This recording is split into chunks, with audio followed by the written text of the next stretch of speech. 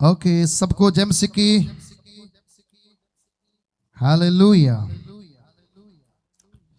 कौन कौन खुश है? जो खुश है कि तारीफ कर दो प्रभु के लिए। सो प्रभु के नाम की स्तुति हो आज के सुंदर दिन के लिए। प्रभु यीशु मसीह के नाम की महिमा हो। उसने हमें बहुत खूबसूरत और ब्लेस्ड दिन दिया है कि हम अपने जीवन में उन सारी चीजों को जो प्रभु ने हमारे लिए रख छोड़ी हैं उनको हम लोग सीखें, माने, पढ़ें और जानें और खुदावंद की हजूरी का आनंद अपनी जिंदगी में माने। और उसने जो वायदे हमसे किए हैं उन वायदों को हम लोग याद करते हुए प्रभु जी के पाक पवित्र कलाम में जो लिखा है उसको सुने और उसको पूरा करें और यीशु मसीह के नाम की महिमा करें। चार्ज लगा दो। रेबाला शानदार बाउडाला। Thank you Jesus.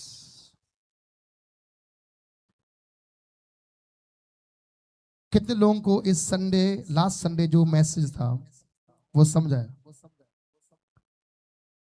जो लास्ट संडे का मैसेज था कितनों को समझ आया था? क्यों मूसा गिड़गिड़ाया परमेश्वर के सामने? क्यों रूठे हुए को उसने मनाना चाहा? क्यों उसने मिन्नतें की कि परमेश्वर इन्हें नाश मत कर, इन्हें बचा ले? क्योंकि इजराइलियों ने परमेश्वर की आज्ञा को तोड़ा और उसके विरोध में उसने काम किया और विरोध में काम करने के कारण बाइबल कहती है परमेश्वर उनके क्या हो गया? विरोध हो गया, क्योंकि उन्होंने परमेश्वर को छोड़ दुनिया की बातों में आए और उन्होंने सोने का बछड़ा बनाकर उसकी पूजा करनी स्टार्ट कर दी। परमेश्वर सख्त नफरत करता है कैसे? बोलो हाँ जी, मूर्ति पूजा से। एक व्यक्ति बाइबल को तेज पढ़ने वाला अगर मुझे मिले तो अच्छी बात है। हालेलुया, थैंक यू जीसस,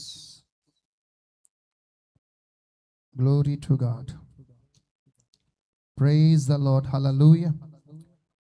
सो आइए मिलकर परमेश्वर के वचन को हम सुने और खुदावंद के कलाम के अनुसार चलें। आज मैंने आपसे एक बात करनी है। ये 7वां महीना है। कितना महीना है?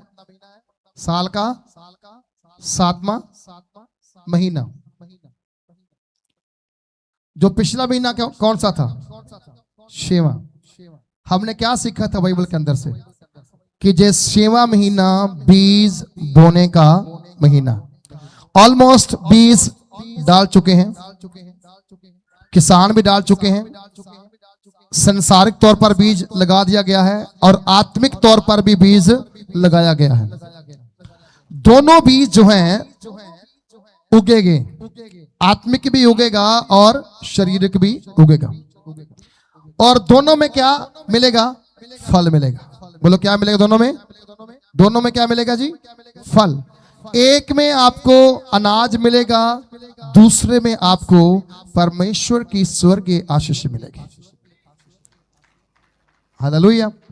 सो हमें परमेश्वर की स्वर्गीय आशीष की ओर ध्यान करने की बहुत जरूरत है। हम अपने खुदावंद यीशु मसीह को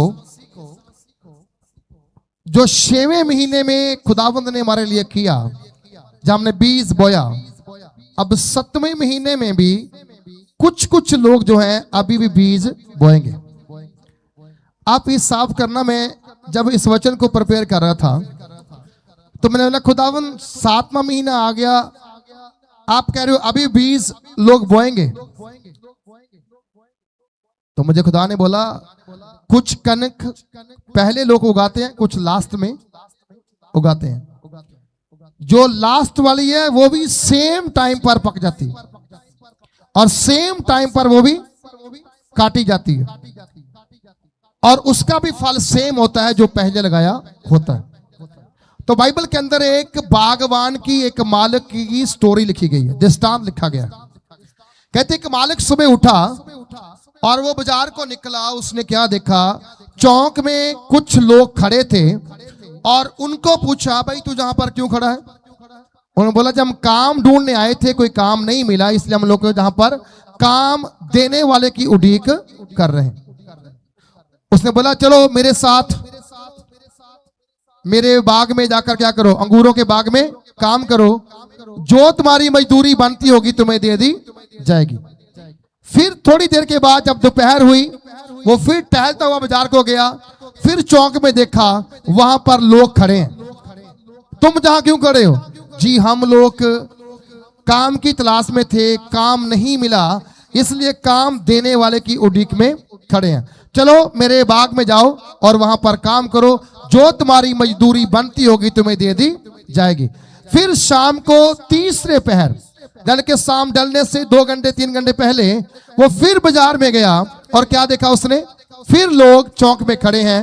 उसने उनको ही बोला, आओ मेरे बाग में काम करो, जो मजदूरी तुम्हारी बनती होगी तुम्हें दे दी जाएगी। और कलाम कहता है, जब वो लोग मजदूरी करने के लिए बाग में गए तो जो सुबह से आए हुए थे उनके मन में क्या आया, हमें इन सब से ज्यादा मिलेगा। बोलो क्या मिलेगा हमें इनसे? सारे बोलो ज्यादा मिलेगा।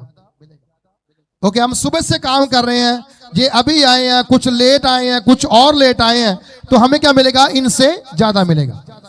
जब शाम हुई, सारा काम खत्म हो गया, तो मालिक ने सबको बुलाया और अपनी मेज लगाकर उनको बैठाया और सबको उनको जो उनकी मजदूरी बनती थी उनके हाथ में रख दी। जो लास्ट में आए उनको भी दे दी, जो दोपहर में आए उनको भी दे दी, जो मान लो 11-12 बजे आए उनको भी दे दी। लेकिन जो सुबह आए थे उनके मन में लालच क्या था? मुझे कुछ एक्स्ट्रा मिलेगा, मुझे कुछ ज्यादा मिलेगा। वो क्या, हम सुबह से मालिक के बाग में क्या कर रहे हैं? काम कर रहे हैं।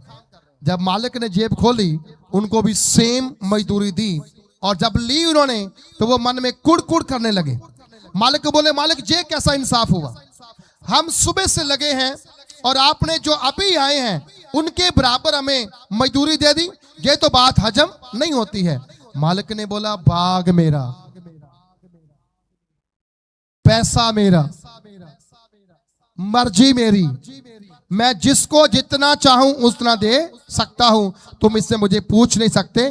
जो मैंने तुम्हारे साथ ठहराई थी मैंने तुम्हें उतनी तो दे दी। कई बार परमेश्वर का वचन हमें सिखाता है, ये नहीं कि हम पुराने मसीह हैं तो हमें सबसे ज्यादा आशीष मिल सकती है।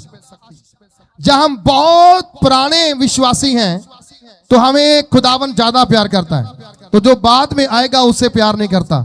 नहीं, उसने कहा जो पहले हैं वो पीछे किए जाएंगे, जो पीछे हैं वो आगे किए। आप समझते हैं ना वचन को? परमेश्वर जिसको चाहे उसको ऊपर उठा सकता है।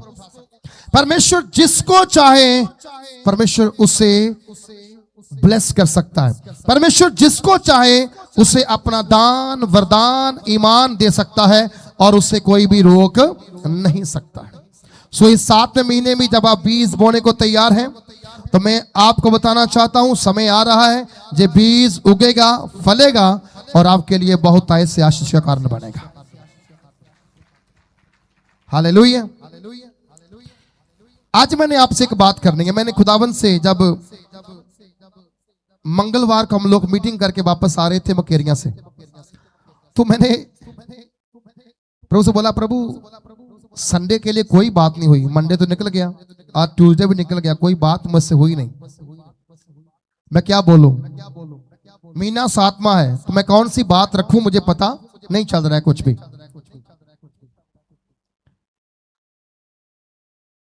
जब हम रास्ते में आ रहे थे, प्रेयर कर रहे थे, तो साथ में हमने बच्चों को भी ले लिया प्रार्थना में। खुदा ने मुझे बोला 7 नंबर। कौन सा नंबर? अरे बोलो कौन सा नंबर? बाइबल का एक परफेक्ट और ब्लेस्ड नंबर है 7 नंबर। 7 नंबर। 7 नंबर क्यों? परमेश्वर ने कहा 6 दिन काम कर, सातवां दिन तू कोई काम धंधा नहीं करना, ना तू करे, ना तेरा गोला, ना तेरा नौकर, ना तेरी नौकरानी, ना तेरा बैल, ना तेरा गधा, ना कोई जानवर, ना कोई पक्षी, क्योंकि सातवें दिन को मैंने पवित्र किया है और मैंने उसे आशीष दी है। ये मंथ आपकी आशीष का मंथ है। आपने जितनी मेहनत करनी थी 6वें महीने में कर ली है। अब 7वां महीना आया है, जे तुम्हारे लिए बरकत का महीना ठहरेगा। हालेलुया। इस मंथ में जो 6 महीने आपने कड़ी मेहनत की है, धूप में रहे हैं, कष्ट में रहे हैं, पीड़ा में रहे हैं, याद रखो ये 7वें महीने में उसका प्रतिफल वापस आने वाला है। इसमें ज्यादा पवित्रता ही रहेगी, इसमें ज्यादा परमेश्वर आपको अपने करीब आने का अवसर देगा। आपका मन ऑटोमेटिकली करेगा मैं 2 घंटे प्रार्थना करूं, आपका मन ऑटोमेटिकली करेगा मैं वचन को पढूं। परमेश्वर का आत्मा आपको घायल करेगा कि वो मजबूर करेगा आपको उपवास करने के लिए, प्रार्थना करने के लिए, आराधना करने के लिए। और जब आप वर्शिप करेंगे, जब आप आराधना करेंगे, ये मंथ तुम्हारे लिए, तुम्हारे बच्चों के लिए ब्लेसिंग का कारण बनेगा। हालेलुया। क्या बनेगा? ये ब्लेसिंग का, ब्लेसिंग का क्या बनेगा? कारण बनेगा। तो मैंने खुदा से बोला, खुदा तूने 7 नंबर दिया, बट 7 नंबर में क्या है, मुझे बाइबल से बताओ। तो परमेश्वर ने मुझे बोला एक वचन को नोट कर ले। हम लोग अभी रास्ते में थे, हम लोग घर में ही आ रहे थे और दूसरे दिन दोपहर के समय रेस्ट कर रहे थे हम लोग। तो मैंने अपना फोन, पवित्र आत्मा मुझे बोला ये वचन को पढ़। तो उस समय मैंने बोला अगर मैंने लाइट ऑन की तो मैडम रेस्ट कर रहे हैं, डिस्टर्ब हो जाएंगे। तो मैंने अपना फोन को ऑन किया, उसमें से मैंने कुछ आयतों को, जैसे प्रभु ने बोला, मैंने पढ़ना स्टार्ट किया। प्रभु ने मुझसे बोला मैं आपके तेरे द्वारा इस संडे मेरी 7 आत्माओं के बारे में बात करना चाहता हूं। परमेश्वर की 7 आत्माएं बाइबल के अंदर से। कितनी आत्माएं हैं परमेश्वर की? बोलो कितनी आत्माएं परमेश्वर के पास? 7 आत्माएं। आत्मा तो एक ही है, लेकिन उसके अंदर 7 गुण हैं, 7 वरदान हैं, 7 उसके फ्रूट हैं। जैसे आत्मा के 9 फल हैं, वैसे आत्मा के अंदर जो परमेश्वर का आत्मा है उसके अंदर क्या है? 7 गुण हैं, 7 उसके गुण ही कह सकते हैं उसको ना। तो मैंने बोला खुदावन हमने तो एक ही आत्मा के बारे में सुना है, पवित्र आत्मा। चाहे आप कितना बाइबल पढ़ लो, चाहे आप बाइबल स्टडी करके आओ, आप पूरी बाइबल को जान नहीं सकते। आप पूरी बाइबल के बारे में आपको पता नहीं चलता, चाहे आप कितने भी ज्ञानी क्यों ना हो जाओ। और जब मैंने वचनों को उसको पढ़ना स्टार्ट किया तो परमेश्वर ने बोला मेरे आत्मा के अंदर 7 गुण हैं और हम उन गुणों को आज सीखना चाहते हैं। 7 को नहीं बोल पाऊंगा, लेकिन कुछ चीजों को मैं आपके साथ शेयर करूंगा और परमेश्वर के हाथों में आपको दूंगा। देखिए एक बात तो निश्चित है, जब मैं कल भी प्रार्थना जहां कर रहा था आज की मीटिंग के लिए, आज सुबह जब मैं चर्च की बिल्डिंग में, ऊपर की बिल्डिंग में प्रार्थना करता हॉल के अंदर आपके लिए, कल रात को भी मैं लेटे लेटे प्रार्थना करता रहा आप लोगों के लिए। कल मैं बैठ के प्रार्थना नहीं कर पाया, लेकिन प्रार्थना में था, मैं आपके लिए प्रेयर में था आपके लिए। मैंने परमेश्वर से बोला प्रभु हम में ऐसी क्या खूबी है, क्या इतना इजी है कि हम परमेश्वर की आत्मा को रिसीव कर पाएं, प्राप्त कर पाएं? तो परमेश्वर ने बोला इतना आसान नहीं है। बोलो इतना आसान। ये इतना आसान नहीं है कि मनुष्य मेरी स्पिरिट को अपने ऊपर ठहरा सके। क्योंकि बाइबल कहती है, जब हम उत्पत्ति की किताब 1 अध्याय पढ़ते हैं, वहां लिखा गया है पृथ्वी पर पानी ही पानी था, अंधियारा ही अंधियारा था और जल के ऊपर परमेश्वर का आत्मा मंडराता था। आत्मा को ठहरने के लिए कोई जगह पानी था और अंधियारा था। तो आप देखिए, अगर वो आत्मा परमेश्वर हमारे ऊपर समाना चाहता था, इसीलिए उसने आदम को बनाया था, इसीलिए उसने आदम की सृष्टि की थी कि कोई आए जो मेरे आत्मा को अपने ऊपर रख सके, ले सके और आत्मा के द्वारा चल सके। तो मैं जब वचन को ऐसे सीखता चल जा रहा था गहराई के साथ, तो आत्मा तो आदम के ऊपर भी नहीं आया, परमेश्वर ने उसके अंदर अपना सांस फूका था, अपना श्वास फूका था, उसने आत्मा डाला था। नूह के ऊपर भी आत्मा नहीं आया, अब्राहम के ऊपर भी आत्मा नहीं आया, इसहाक के ऊपर भी आत्मा नहीं आया। बाइबल के अंदर ऐसे कितने लोग हैं जिनके ऊपर आत्मा नहीं आया, पर एक व्यक्ति के ऊपर यहोवा का आत्मा उतरता था, उसका नाम था समसून। क्या नाम उसका? समसून, जिसके जन्म से पहले ये कह दिया गया था कि जो तेरे गर्भ में आने वाला है वो परमेश्वर की ओर से क्या होगा? नाजीर, मतलब पवित्र। क्या होगा वो? सारे बोलो जी, क्या होगा वो?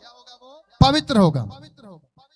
और वो पवित्र परमेश्वर के बारे में वहां पर बात करता है कि परमेश्वर क्या है? पवित्र है। और जो परमेश्वर किसी व्यक्ति को पवित्र करना चाहे, उसे हम अपवित्र ठहरा नहीं सकते, उसे हम अशुद्ध कर नहीं सकते। जिसको परमेश्वर ऊंचा करे, उसे हम लोग नीचे गिरा नहीं सकते। जिसको परमेश्वर राजा बनाए, हम उसे भिखारी बना नहीं सकते। तो कलाम में लिखा गया उसके ऊपर खुदा का आत्मा उतरता था, पर वो आत्मा वर्शिप का आत्मा नहीं था, वो आत्मा आराधना का आत्मा नहीं था, वो आत्मा प्रार्थना करने का आत्मा नहीं था। वो आत्मा था अपने लोगों को गुलामी से बाहर निकालने के लिए। आमीन। और उसने अपने आत्मा को क्या किया? गलत इस्तेमाल किया। किस बात के लिए? वो लड़की सुंदर लगी तो उसके पीछे पीछे चल दिया। अपने माँ बाप को बोला वो लड़की मुझे पसंद आ गई है, तिमनो के अंदर रहती है, उसके साथ मेरी क्या करो? शादी कर दो। उसने बोला वो हम शादी कैसे कर सकते हैं, वो हमारे दुश्मन है, वो हमारे विरोधी हैं। कहता कुछ भी करो, मुझे शादी उसी से ही करनी है। वाले क्या? खुदा का आत्मा उसके ऊपर उतरा, उसने शेर को क्या किया? ऐसे फाड़ दिया जैसे कपड़े को फाड़ते हैं ना, फाड़ के फेंक दिया। गुस्सा उसमें था, बल्कि वो आत्मा यहोवा के पास जाने के लिए नहीं था, वो खून बहाने वाला, न्याय करने वाला और अपनी जिद को पूरा करने वाला आत्मा था। तो परमेश्वर एक विश्वासी को, एक मसीही को जिद्दी होना पसंद नहीं करता। ये बात आप समझ लीजिए। और कलाम में लिखा गया है कि उस पर वो आत्मा नहीं आया। फिर किसके ऊपर वो आत्मा आया? हम जब यशायाह नबी में जाते हैं तो परमेश्वर का दास बड़ा भविष्यवक्ता है। यशायाह एक बड़ा भविष्यवक्ता है, छोटा नहीं। 4 बड़े भविष्यवक्ता हैं और बाकी क्या है? छोटे भविष्यवक्ता हैं। तो इन 4 जो बड़े भविष्यवक्ता हैं, उनमें से सबसे ज्यादा जो प्रोफेसाई, जो भविष्यवाणियां फुलफिल्ड हुई, वो किसकी थी? यशायाह की। यशायाह नबी ने 700 साल पहले, हेलो, 700 साल पहले एक भविष्यवाणी कर दी। किसके प्रति? बोलता परमेश्वर तुम्हें आप एक निशान देगा, तुम्हें एक निशान देगा परमेश्वर खुद। और वहां लिखा गया है एक कुंवारी गर्भवती होगी और वो एक पुत्र को जन्म देगी और वो उसका नाम इमैनुएल रखेगी। आज भी बड़े Emmanuel, Samuel, James, Thomas, Peter, बड़े नाम है धरती के ऊपर। हर विश्वासी चाहता है कि मैं चेलों के नाम रखूं, मैं वो नाम रखूं जो बाइबल के अंदर फेमस नाम है। पर आपको नाम तो रखना है, लेकिन क्या उस नाम के पीछे उनको पैदा करने वालों का करैक्टर भी आपको अपने अंदर मैनेज करना पड़ेगा।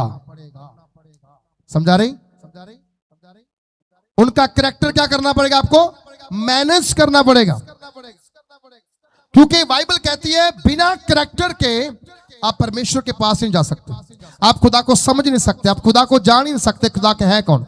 मैं आपको बताना चाहता हूं मेरा परमेश्वर जो है, इस स्थान पर हम जब 7 आत्माओं के बारे में पढ़ते हैं तो उसके अंदर पहला आत्मा आता है, ध्यान से सुनना, परमेश्वर यहोवा का आत्मा। किसका आत्मा? यहोवा का आत्मा।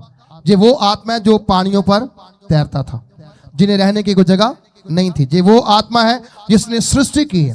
ये वो आत्मा है जो शुरू से पिता पुत्र पवित्र आत्मा के रूप में काम करता आ रहा है, जिसने आदम की सृष्टि की, जिसने हवा की सृष्टि की और जिसने सारी संसार की अगुवाई की। देखो आत्मा था लेकिन ठहरता नहीं था, मनुष्य उस लेवल के नहीं थे, मनुष्य उस लायक नहीं थे। तो मैं कल बात कर रहा, प्रभु क्या हम सचमुच इस लेवल के हैं कि हम तेरे आत्मा को क्या करें, रिसीव कर सके, उस पावर को रिसीव कर सके? क्या सचमुच हम उस लायक हैं? तो मुझे खुदा ने बोला इंसान उस लायक नहीं है जिस लायक उसे बनना चाहिए, इंसान उस योग्य नहीं है जिस योग्य उसे बनना चाहिए। लेकिन आप ध्यान से सुनना, प्रभु के दास ने 700 साल पहले जो बोल दिया, 700 साल बाद परमेश्वर को एक स्त्री मिली। वो कौन थी? कुंवारी। उसका नाम क्या था? हेलो, उसका नाम क्या था? आपको पता? मरियम और अलिसबता। मरियम और अलिसबा, ये दोनों परमेश्वर के काम करने के लिए चुनी गई और अलग की गई। मरियम के द्वारा जीसस पैदा हुए और अलिसबा के द्वारा यूहन्ना बपतिस्मा देने वाला पैदा हुआ। हालांकि मरियम जैसी पवित्र अलिसबा नहीं थी, परंतु फिर भी मरियम के पास जो दूत आया वही दूत अलिसबा के पास मरियम से पहले पहुंच गया। मरियम के पास बाद में आया था वो, क्योंकि मरियम के जो गर्भ था वो अलिसबा के गर्भ से बाद में आया है। लेकिन जब दोनों बहनें आमने सामने हुई, क्या हो गया? उनके बच्चे उनके पेट के अंदर उछलने लगे, कूदने लगे, क्योंकि उनको मालूम हो गया हमारे दोनों के बीच में एक गहरा संबंध है।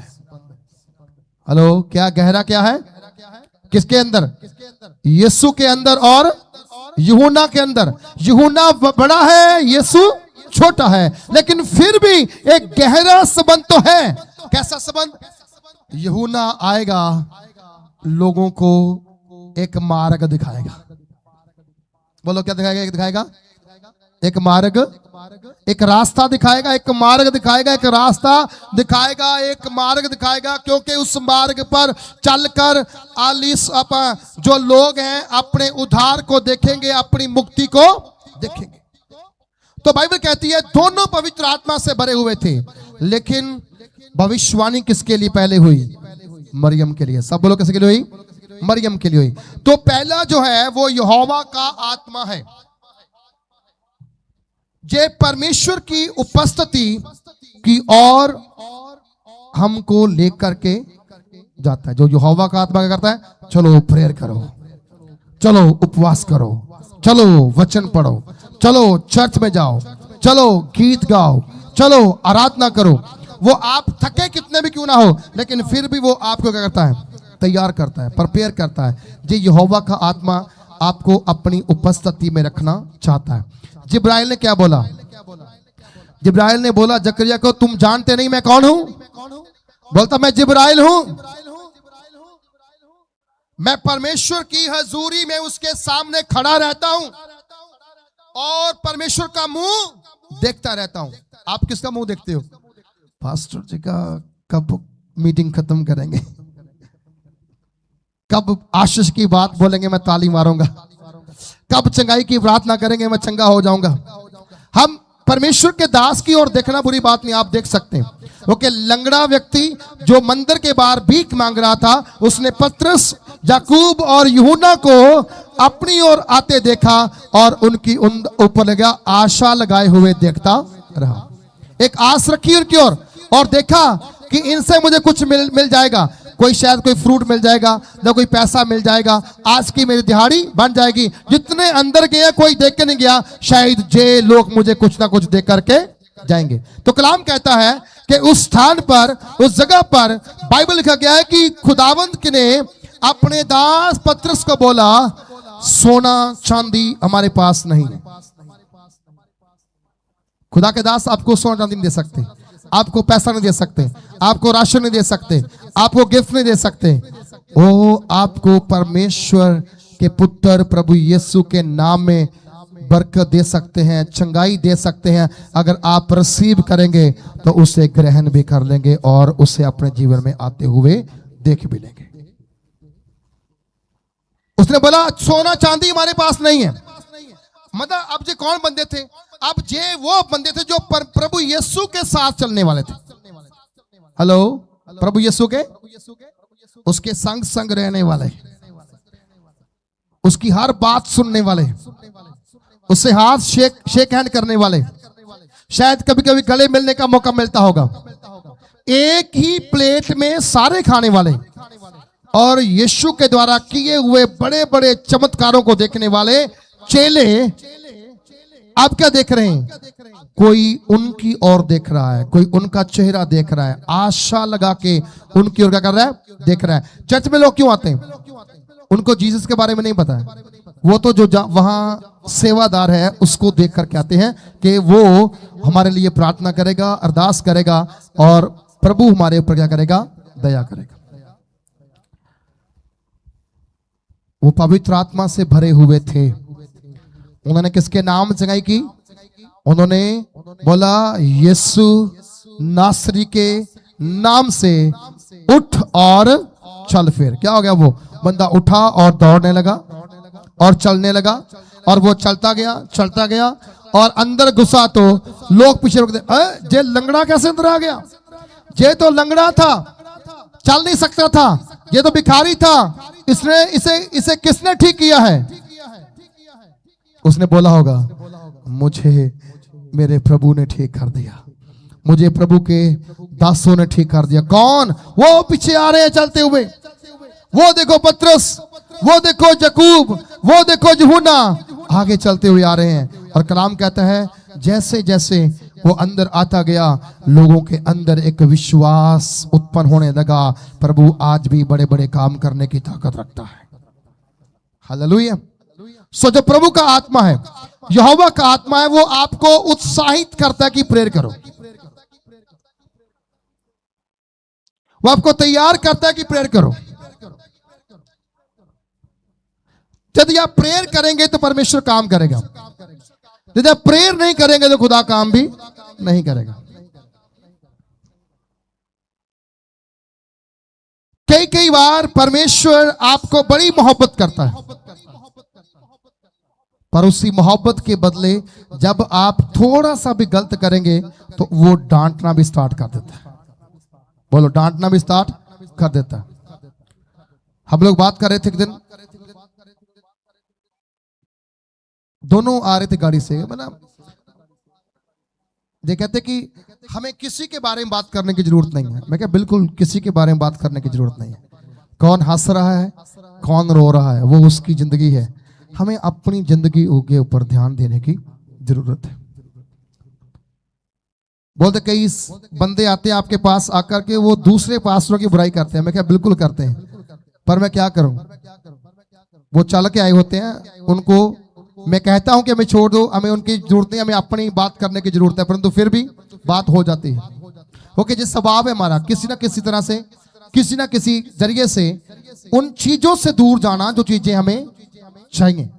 तो कलाम में लिखा गया है परमेश्वर का, यहोवा का जो आत्मा है वो आपको उसकी उपस्थिति में रहने के लिए तैयार करता है। समझा रही? आप 1 घंटा रहो, 2 घंटा रहो, 3 घंटा रहो, 4 घंटा रहो, 5 घंटा रहो, 6 घंटा रहो, परमेश्वर आपको रोकता नहीं। एक बाप अपने बच्चे से कहीं बोर होता है? बताओ, कोई पिता ऐसा है जिसका बच्चा उसके पास आए और वो बोर हो जाए उससे? नहीं होता। वो जितना बच्चा उसके क्लोज आएगा ना, उसका और उतना ही क्या होगा? आत्मविश्वास बढ़ता चला जाएगा। कि मेरे बच्चा मेरे क्या कंट्रोल में है, मेरा बच्चा मेरे वश में है, वो मुझे प्यार करता है। उसी तरह से यदि आप परमेश्वर के साथ टाइम व्यतीत करेंगे तो वो तुम्हें नहीं कहेगा कि भैया किसी और को भी आने दे। वो कहेगा नहीं, ये मेरे प्रति प्यार रखता है, मैं इसकी सारी आवश्यकताओं को टाइम बर टाइम पूरा करना चाहता हूं। हालेलुया। आप यहोवा के पास आके देखिए, उसका आत्मा अगर आपके अंदर है तो उसके चरणों में रहिए, चरणों से दूर मत जाइए, उसके पास ही रहिए, उससे बात ही करिए।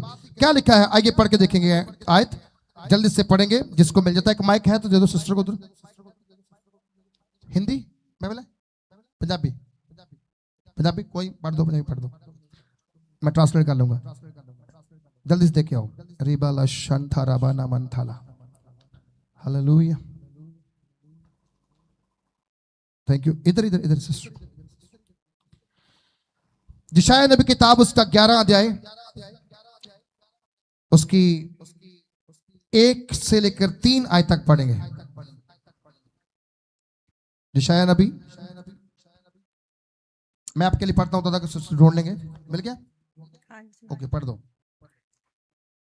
ਅਤੇ ਯਹੋਵਾ ਦੇ ਪੈ ਵਿੱਚ ਉਹ ਮਗਨ ਰਹੇਗਾ, ਉਹ ਨਾ ਆਪਣੀਆਂ ਅੱਖਾਂ ਦੇ ਵੇਖਣ ਅਨੁਸਾਰ। 11 ਦੀ 1 ਆਇਤ, ਯशायाह 11 ਦੀ 1 आयत, 11 ਦੀ 1। हाँ, ਜੇਸੀ ਦੇ ਟੁੰਡ ਤੋਂ कहता है जस्सी के टुंड मतलब उसके खानदान से, उसके परिवार से, हाँ, ਇੱਕ ਲਗਰ ਨਿਕਲੇਗੀ, एक डाली फुट निकलेगी, ਅਤੇ ਉਹਦੀਆਂ ਜੜਾਂ ਵਿੱਚੋਂ उसकी रूट से, उसकी जड़ों में से ਇੱਕ ਟਹਿਣਾ ਫਲ ਦੇਵੇਗਾ। एक टहनी फल देवेगी।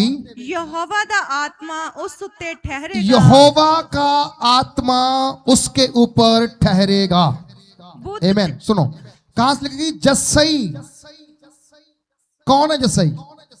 दाऊद का पिता।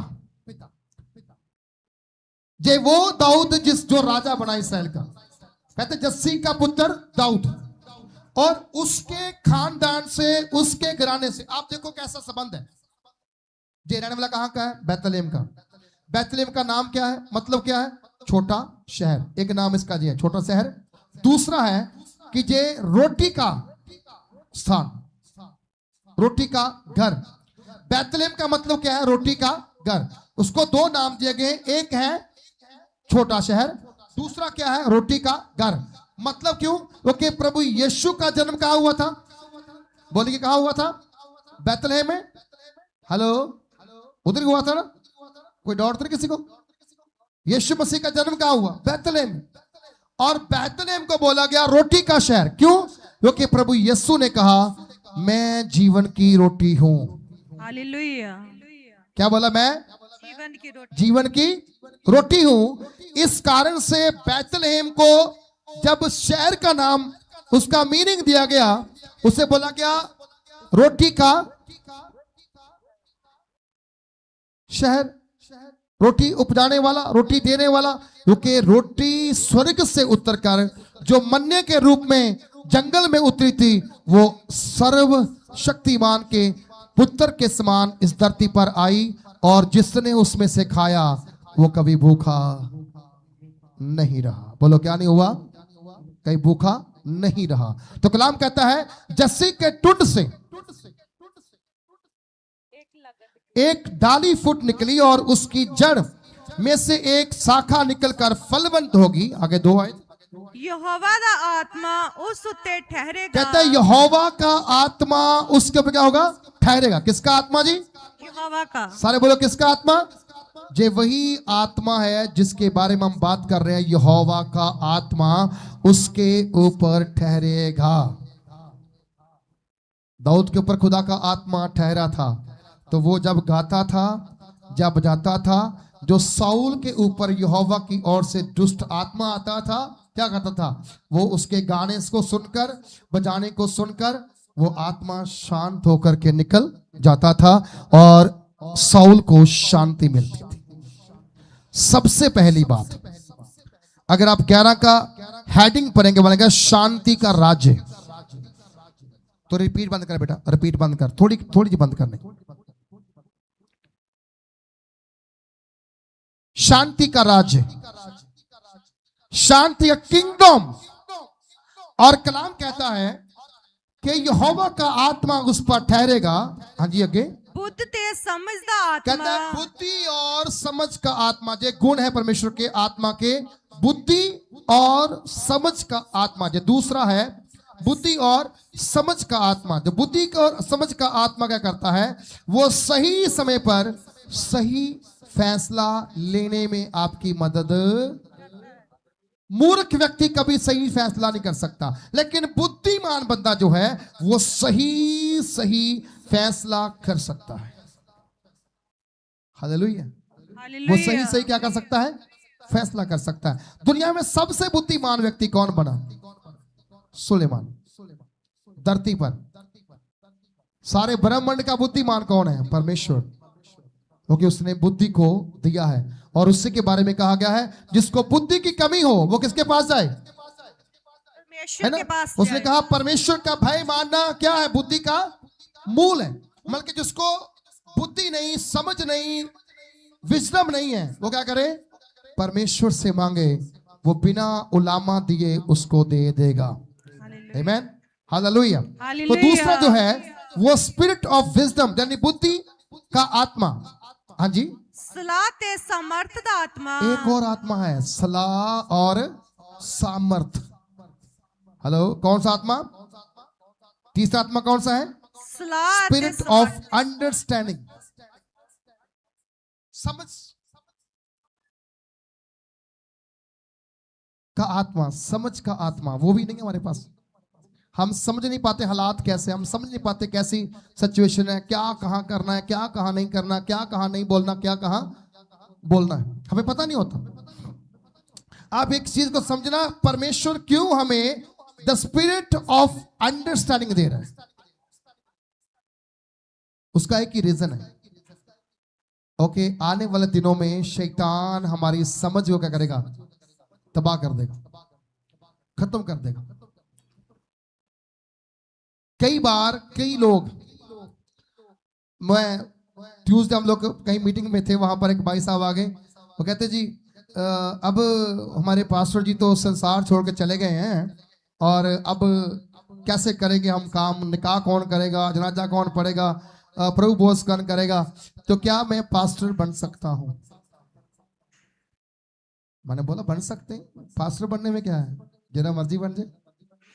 बोलो जेरा। आजकल हर बंदा पास्टर बनना चाहता, विश्वासी से बनना को चाहता ही नहीं, चेला कोई बनना चाहता ही नहीं। सारे कहते मैं वड्डी पदवी लैनी है, वड्डा पास्टर बनना। फिर नाल दो चार बाडीगार्ड भी तेरे फिर लैके तुर फिरदे एन पूरे हट्टे कट्टे नाल लग तुरदे। डर के दा यानू मैनू समझ नहीं आई, डर के दा ओनू। लोकां नू कहंदा परमेश्वर को डरो, इंसान को डरो, अपने लग चलदा हो बाडीगार्ड। परसों मैनू मिलने वास्ते दो तीन बंदे आए, शुक्रवार आए से, वो पिस्टल टंगी, फिर दो पिस्टल। मैं क्या यार तुसी मैनू मिलना आए हो, तुहानू खतरा कहदा मैं तो ये तो बाहर रखो, तुहानू तो मैनू खतरा हो रहा। नाल दो बाउंसर चुके फिर धुप्पे खड़े करते बेचारे बाहर, और अंदर नहीं आने देता। मतलब आज कोई समा ऐसा चल रहा है कि बंदे को परमेश्वर का चेला बनना, दास बनना पसंद नहीं है, सीधा पास्टर बनना। और वो कह रहा है देखो जी वो पास्टर जी की वाइफ सारा दान चंदा ले जाती है जी, अं देखते रह जाते हैं जी। मैं क्या बस बीमारी तो इस बात की है कि पैसा कहां से आए।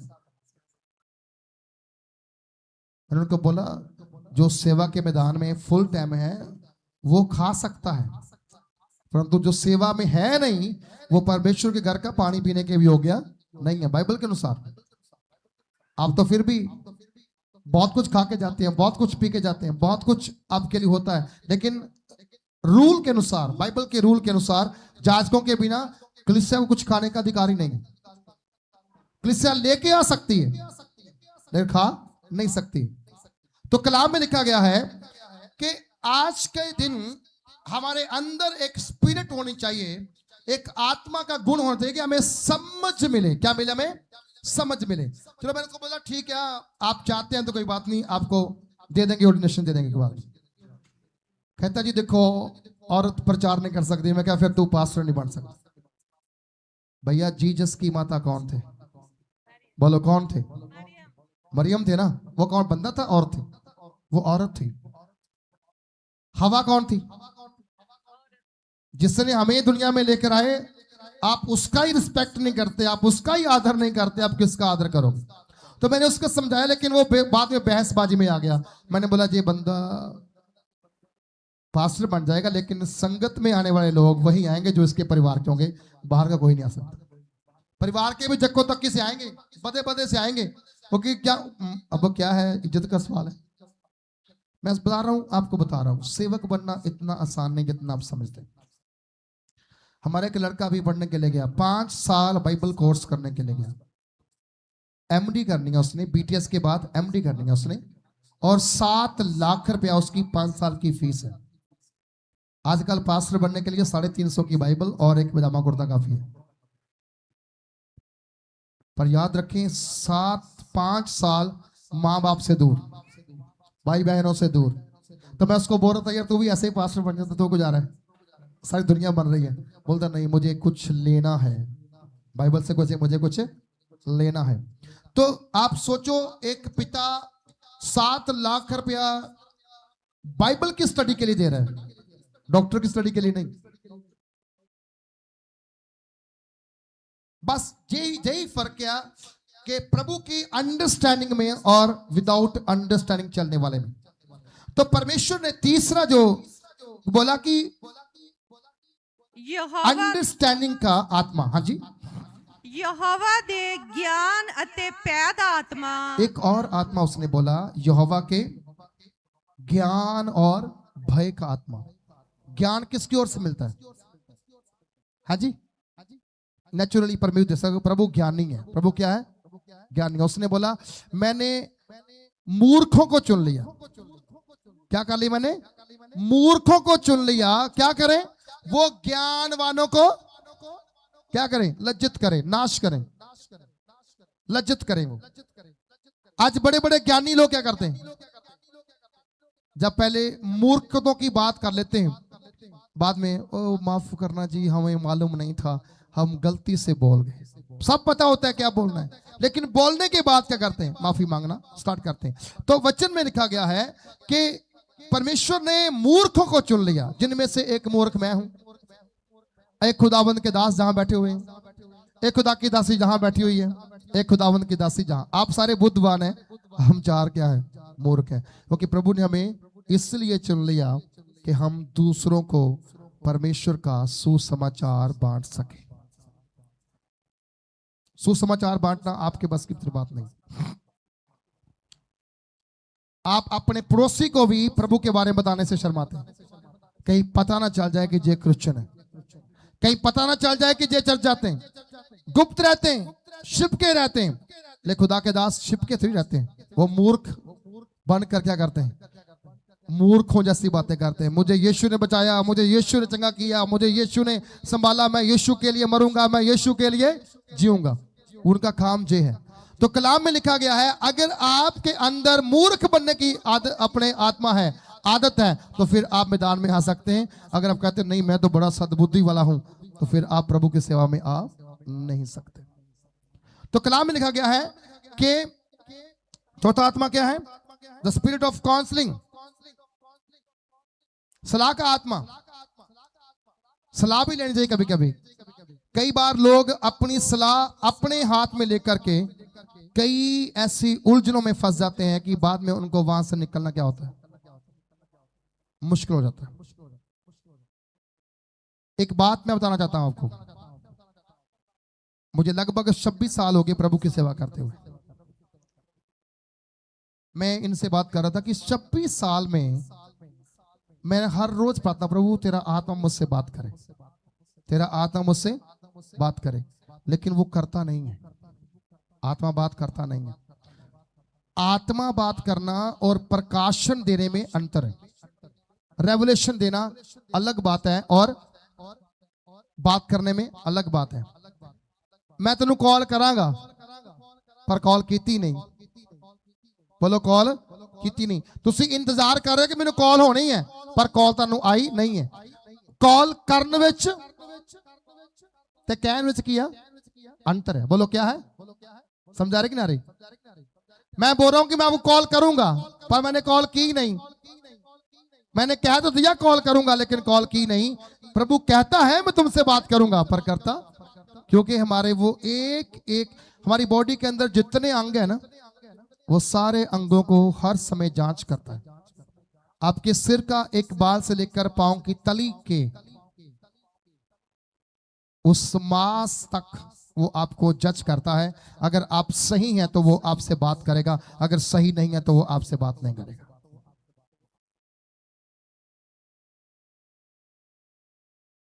वो प्रकाशन देता है कि वो बंदा बीमार है उसके लिए प्रार्थना करो। वो प्रकाशन देता है कि वो बंदे के ऊपर कोई आप बताने वाले उसको बता दो, वो अलग चीज है, लेकिन बात करना अलग चीज है। जब वचन कहता है जब परमेश्वर बात करता है, हमें नए नियम के अंदर पढ़ना पड़ेगा। जब प्रभु यीशु मसीह पहाड़ के ऊपर प्रार्थना कर रहे थे, तो उसके दोनों साइड लिखा गया एलिया और कोई कहता है मूसा, कोई कहता है हनूक आके खड़े हो गए और प्रभु से बातें करने लगे। सीधा पिता बात कर रहा था कि लोग बात कर रहे थे? बोलो, सीधा पिता बात कर रहा था कि पिता उनके अंदर सो के बात कर रहा था? डायरेक्ट पिता ने बात प्रभु यीशु से भी नहीं की। प्रभु यीशु ने बोला हे पिता यदि हो सके तो ये प्याला मुझसे टल जाए। वो सीधा भी कह सकता था कि प्रभु पिता मैंने नहीं मौत मरना, मैंने दुख नहीं उठाने, क्योंकि उसका पिता था। वो कहता ठीक है जा वापस आ जा, पर उसने कहा तेरी मर्जी पूरी होवे। हालेलुया। क्या उसने कहा? तेरी मर्जी। खुदाबंद का वचन कहता है कि जब वो बातें कर रहे थे, चेले देख रहे थे उनको, पतरस भाग गया। गुरुजी हम जहां पर 3 क्या बनाएंगे? डेरे बनाएंगे, एक तेरे लिए, एक मूसा के लिए, एक अनूह के लिए, एक उसके लिए। खुदा ने कहा मैं डेरा बनाने के लिए नहीं आया हूं। बोलो मैं डेरा बनाने के लिए, बोलो मैं डेरा बनाने के लिए नहीं आया हूं। आप परमेश्वर के साथ अगर बात करना चाहते हैं तो आप उसके जैसा बनना पड़ेगा, उसके जैसा।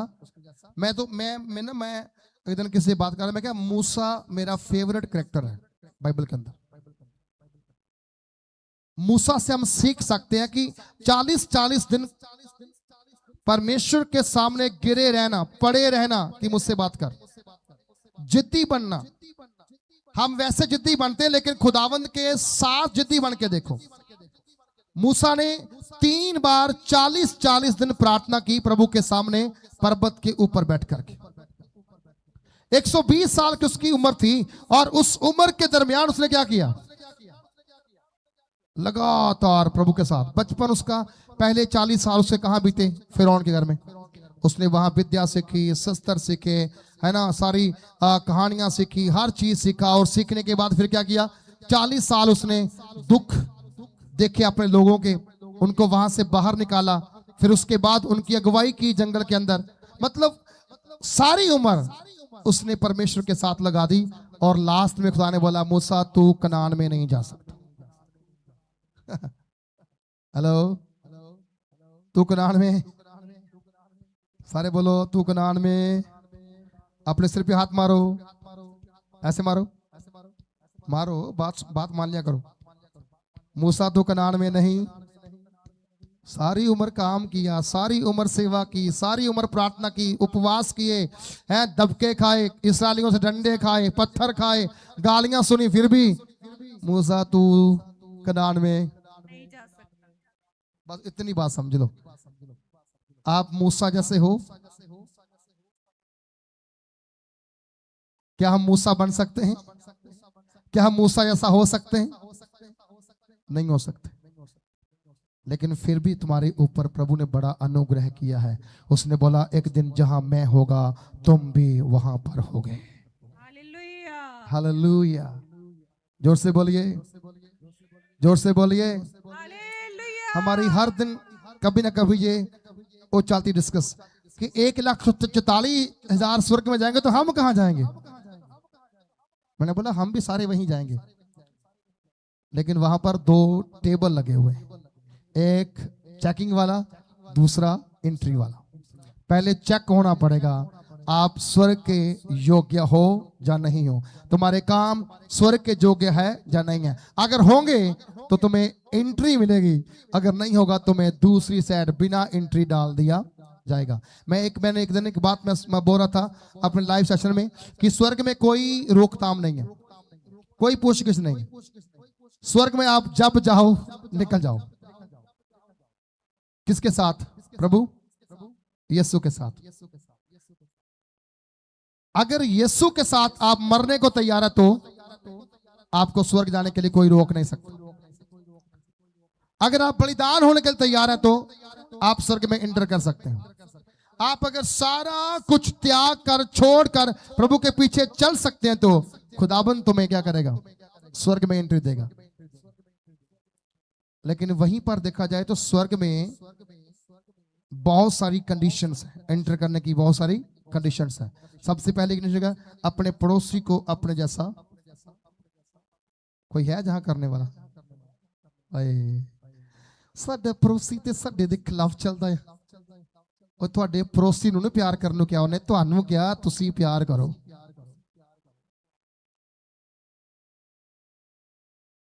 ਬਾਈਬਲ ਮੈਂ ਪੜ੍ਹਦਾ ਆ ਤੇ ਮੈਨੂੰ ਖੁਦਾ ਕਹਿੰਦਾ ਆ, ਤੁਸੀਂ ਪੜ੍ਹਦੇ ਤੁਹਾਨੂੰ ਖੁਦਾ ਕਹਿੰਦਾ ਹੈ। ਕਹਿੰਦਾ ਚੋਰੀ ਨਾ ਕਰ, ਕਹਿੰਦੇ ਉਹ ਚੋਰੀ ਕਰਦਾ। ਭਾਈ ਉਹਨੂੰ ਨਹੀਂ ਕਿਹਾ, ਤੈਨੂੰ ਕਿਹਾ, ਤੈਨੂੰ ਤੂੰ ਪੜ੍ਹਦਾ ਪਿਆ, ਅਖਬਾਰ ਤੇਰੇ ਹੱਥ ਵਿੱਚ ਆ ਤੇ ਜੋ ਤੂੰ ਖਬਰ ਪੜ੍ਹਦਾ ਤੈਨੂੰ ਪਤਾ ਖਬਰ ਚ ਕੀ ਆ, ਉਹਨੂੰ ਤਾਂ ਪਤਾ ਖਬਰ ਚ ਕੀ ਆ। ਬਾਈਬਲ ਤੂੰ ਪੜ੍ਹਦਾ ਆ, ਤੈਨੂੰ ਪਤਾ ਹੈ ਬਾਈਬਲ ਤੈਨੂੰ ਕੀ ਕਹਿ ਰਹੀ। समझा रही कि ना रही? हेलो, समझा रही कि ना रही? आ रही है समझ? स्वर्ग में जाने के लिए कंडीशन है बहुत है। देखा जाए तो अगर आप ईमानदार हैं, वफादार हैं, प्रभु का भय मानने वाले हैं तो फिर कोई कंडीशन है भी नहीं। लेकिन आज आपने सुना स्पिरिट ऑफ काउंसलिंग। मैं फिर से पढ़ दूं, यहोवा का आत्मा बुद्धि और समझ का आत्मा, युक्ति और पराक्रम का आत्मा और ज्ञान और यहोवा के भय का आत्मा उस पर ठहरा। किसके ऊपर ठहरा? जेरा जस्सई के टुंड से निकला। प्रभु यीशु मसीह किस खानदान में पैदा हुआ? जब अंधे ने प्रभु पर क्या बोला? हे दाऊद की संतान। किसको बोला गया? प्रभु यीशु को बोला गया, हे दाऊद की संतान मुझ पर दया कर। मतलब फिर क्या हुआ? जस्सी किसका पुत्र है? दाऊद का। तो ये टुंड कौन सी किसकी बात कर रहे हैं? ये टुंड प्रभु यीशु मसीह की बात कर रहे हैं, क्योंकि प्रभु यीशु ने कहा आई एम द ट्री। मैं क्या हूं? मैं पेड़ हाँ, मैं अंगूरां दी बेल हाँ, तुसी मेरी की हो टाणियां। ये वही जगह से निकल के आ रहा है। ये सारी चीजें प्रभु आत्माएं प्रभु यीशु मसीह के अंदर थी। कौन कौन सी आत्माएं? पहली आत्मा कौन सी थी? वो आत्मा जिसके द्वारा वो भले और चंगाई के काम करने वाला था, दुष्ट आत्मा को निकालने वाला था, अंधकार की शक्तियों को बाहर निकालने वाला था, हाँ, बुरे बुरे कामों से लोगों को आजाद करने वाला था। दूसरा था स्पिरिट ऑफ विजडम, बुद्धि और समझ का आत्मा। तीसरा था द स्पिरिट ऑफ अंडरस्टैंडिंग, समझ का आत्मा। चौथा था काउंसलिंग, सलाह देने वाला आत्मा। कौन सा आत्मा? सारे बोलो कौन सा आत्मा? चंगी आत्मा। चंगी सलाह कौन देता? आजकल देता कोई देता कि चंगी सलाह? पैसे लगते चंगी सलाह लेंदे। जाओ तो वकील देख लो, वकील साहब आ जमीन इदा से इदा करने आ, वो कहते इन्नी फीस लगनी है, सलाह देवांगे, पहले फीस जमा करवा दो, पहले कर दो फीस जमा कर दो। चल जाओ पटवारी दे कोल, पटवारी साहब आ इदा नहीं इदा करना सीगा, इन्नी फीस लगनी है। तहसीलदार को चल जाओ, इन्नी फीस लगनी है। थाने चल जाओ, सलाह लैन दे पैसे लगते हैं।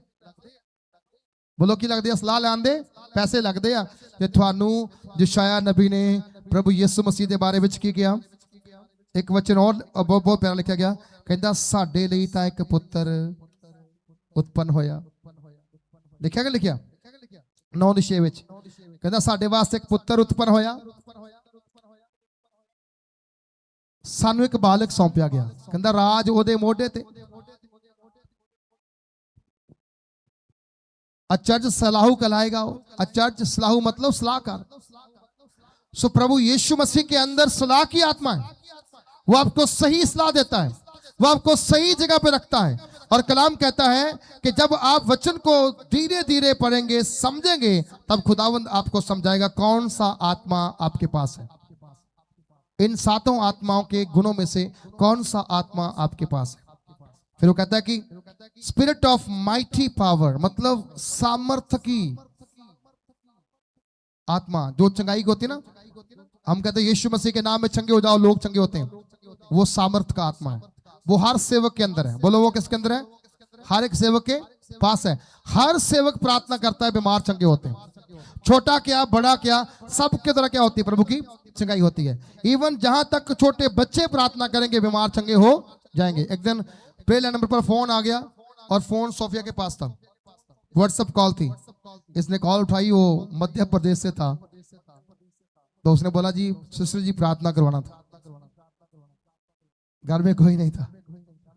इसने प्रार्थना स्टार्ट की, वो दुष्ट आत्मा वहां पर हाजिर हो गया। इसने प्रार्थना कर दी, दुष्ट आत्मा चला गया। लेकिन जब मैं घर में आया, पापा मैंने प्रार्थना की। हाँ जी क्या हुआ?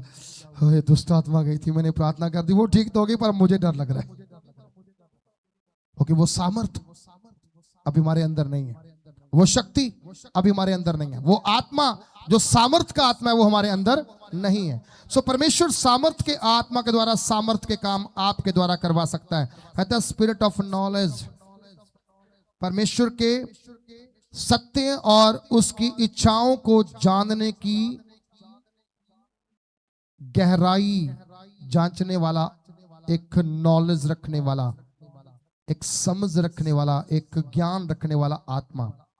और नंबर 6 में कहता है spirit of the fear of the Lord, परमेश्वर के प्रति आदर, सम्मान और पाप से दूर रहने वाला पवित्र शक्ति जो आपको यहोवा का डर मानने के लिए तैयार करती है। ये 7 आत्माएं हैं आपके लिए। एक एक आत्मा के बारे में हम लोग सीखेंगे, लेकिन आज मैंने जस्ट आपको हेडिंग देना था कि एक आयत के अंदर 7 आत्माओं के बारे में लिखा गया। और आप जब उसकी 3 आयत पढ़ते हो, कहता और उसको यहोवा का भय सुगंध सा भाएगा और वह मुंह देखा न्याय ना करेगा।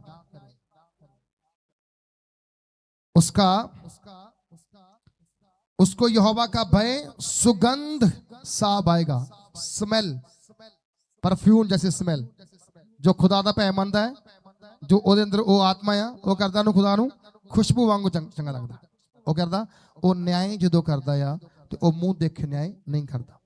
बोलो ओ मुंह देख के न्याय नहीं करदा। ओ छोटा बड़ा देख के न्याय नहीं करदा। वो अमीर गरीब देख के न्याय नहीं करदा। और ना अपने कानों के सुनने के अनुसार निर्णय करेगा, परंतु वह कंगालों का न्याय धर्म से और पृथ्वी के नम्र लोगों का जो निर्णय खराई से करेगा। और वह पृथ्वी को अपने वचनों से सोटी से मारेगा और अपने फूंक के झोंके से दुष्ट को मिटा डालेगा। और उसकी काटी का फेंटा धर्म और उसकी कमर का फेंटा सच्चाई होगा। हालेलुया। कितना खूबसूरत लिखा गया है। उसका न्याय कंगालों के लिए धर्म से होगा। पृथ्वी के नम्र लोग जो हैं, जो हलीम लोग हैं, हाँ, जो हलीम लोग हैं, उनका जो न्याय है वो परमेश्वर सच्चाई से करेगा, हाँ, खराई से करेगा। और मैं विश्वास करता हूं जब खुदावंद आपको और मुझे इन 7 आत्माओं के जो गुण हैं वो देगा, हम लोग परमेश्वर की हजूरी में अपने आप को खुदावंद के हाथों में जब सौंपेंगे, मेरा और आपका परमेश्वर हमें और हमारे परिवार को इतना ज्यादा ब्लेस करेगा कि आप और आपके बच्चे दुनिया की नजर में रहेंगे कि जे कहां थे और कहां पहुंच गए। हालेलुया। जे कहां थे और कहां, सारे बोलो कहां थे और कहां। आज भले आप दिहाड़ीदार हो सकते हैं आपके बच्चे, लेकिन विश्वास में बने रहो, मैं एक छोटी सी बात आपको बोल के बंद करना चाहता हूं। उत्तराखंड के एक जगह है, डिस्ट्रिक्ट है, उसका नाम है खूंटी, उत्तराखंड के अंदर। वहां पर एक औरत जब +2 की होगी, जब उसने अपने BA की होगी, तो उसने जॉब अप्लाई करना स्टार्ट कर दी, सरकारी जॉब अप्लाई करती गई कहीं जॉब नहीं मिली। उसको 54 साल दी एज होगी, अखबार ਵਿੱਚ आया 54 साल दी एज होगी और लेडी एदा खुबी हो गई है। 54 साल बाद ਉਹਨੂੰ सरकारी जॉब मिली। 54 साल बाद ਉਹਨੂੰ सरकारी जॉब मिली। समझा रही आपको? कितने साल बाद? जब बंदा मरने की और है तब जाकर सरकारी जॉब मिली। इसका कहने का मतलब है आप मेहनत करते रहो, मेहनत करते रहो, उसका प्रतिफल आपको मिलना ही मिलना है। आप प्रार्थना करते रहो, प्रतिफल आपको मिलना ही मिलना है।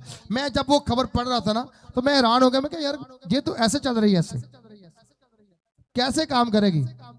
पर आप याद रखो, उस लेडी ने अपनी हिम्मत नहीं हारी।